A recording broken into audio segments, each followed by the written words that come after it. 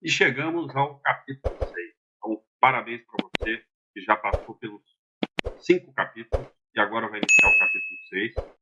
Já foi muita coisa interessante que nós já vimos por aqui e ainda tem muita coisa interessante por vir. Tá? O melhor ainda está por vir. Então, recapitulando aqui, no capítulo 1 nós vimos os fundamentos. No capítulo 2, efeitos aerodinâmicos na estabilidade lateral-direcional. No capítulo 3, os métodos numéricos, semi-empíricos e experimentais, que agora a gente vai dar uma recapitulada ali em relação aos métodos semi-empíricos, que é o que a gente vai abordar no capítulo 6. No capítulo 4, a gente falou sobre a aeronave CRM-PEA. E no capítulo 5, tratamos dos métodos numéricos. Então, agora vamos iniciar o capítulo 6, onde a gente vai tratar do método semi-empírico e vamos efetuar todos os cálculos das derivadas laterodirecionais da aeronave CRM-PEA, utilizando o método semi-empírico. Tá? No capítulo 7, que vai ser muito interessante, a gente vai comparar os resultados do semi-empírico com os métodos numéricos, tá? O XFLR5 e o OpenVSP. E no capítulo 8, nós vamos construir um modelo de simulação de 6 graus de liberdade no Simulink MATLAB, utilizando os resultados de nossos cálculos. Tá, ok? Então, nesse capítulo, nós vamos começar aqui com o 6.1, falando um pouco sobre o método semi-empírico, dando uma relembrada sobre o método semi-empírico, que a gente abordou no capítulo passado aí. Vamos falar dos dados de entrada para o cálculo, tá? Da planilha utilizada para cálculo, e vamos apresentar essa planilha e como que você deve utilizar essa planilha para verificar as contas, ou mesmo até no futuro, quem sabe, utilizar essa planilha para o cálculo da sua própria aeronave. E em seguida a gente entra na parte de coeficientes. Tá? Então, a gente vai tratar dos coeficientes laterodirecionais estáticos, o CY beta, o CR beta e o CN beta. Vamos falar das derivadas dinâmicas, tá? Em P e R, tá bom? Em seguida, vamos falar das derivadas de controle de aileron e de leme, tá bom? Então, começando aqui agora com o tópico 6.1, o método semi-empírico.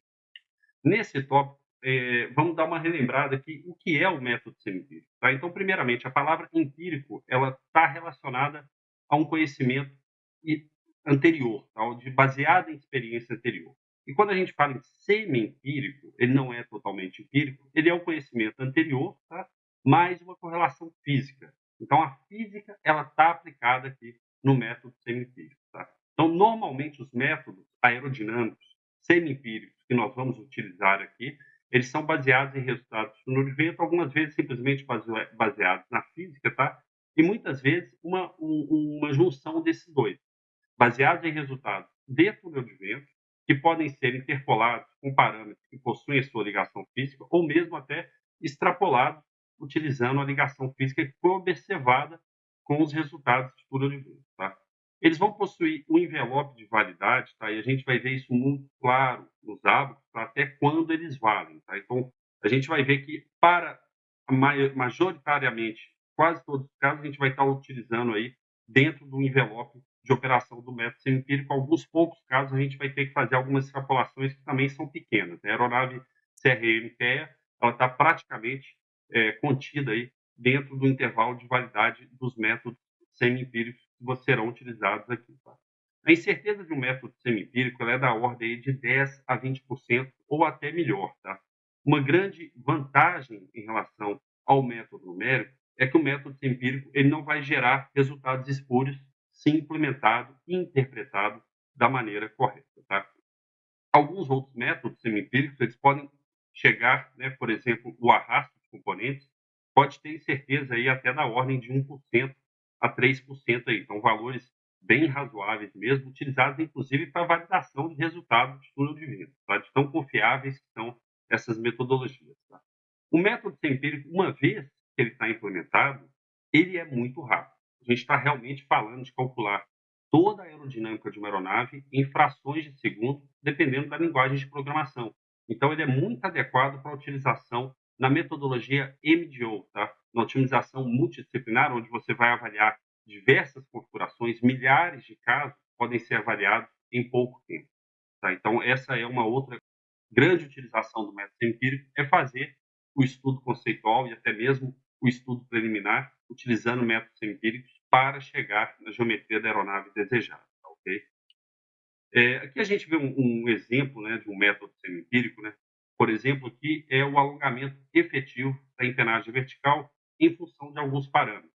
No caso aqui, o parâmetro que a gente está observando é a posição da empenagem horizontal em relação à empenagem vertical. Tá? Então, a gente tem esse posicionamento aqui, dado por até um experimento experimental mesmo, né, que foi feito no túnel de vento, que a gente já apresentou nos capítulos passados. Né? Aqui a gente vê alguns resultados de túnel de vento, até correlações com resultados de CFD, e aqui o método semi-empírico, por exemplo, o NASA TND 6946, que é uma metodologia muito similar, em muitos casos idêntica à metodologia que nós estamos utilizando aqui. Ela possui um gráfico que é muito similar a esse gráfico aqui, que também foi baseado em resultados de túnel de vento e a partir de alguns parâmetros correlacionados à física, por exemplo, a altura da empenagem horizontal em relação à envergadura da empenagem vertical, você vai conseguir ter qual que é a relação de alongamento efetivo, que vai afetar a eficiência da sua empenagem vertical, tá? Em relação ao alongamento geométrico da sua empenagem vertical. O que seria esse alongamento efetivo? É quanto efetivamente, né, a sua empenagem vai ter de eficiência. Ela pode ter uma eficiência maior do que o alongamento geométrico dela, devido ao efeito benigno da presença de uma empenagem horizontal, ou mesmo ela pode ter um efeito até pior do que a geometria dado dela. Né? A gente vê aqui, por exemplo, no parâmetro de 1, né, que estaria cruzando aqui por volta dessa faixa, se a gente tiver uma empenagem em cruz, uma empenagem no meio, a gente vai estar com uma eficiência degradada em relação a uma empenagem vertical isolada. Então, isso aqui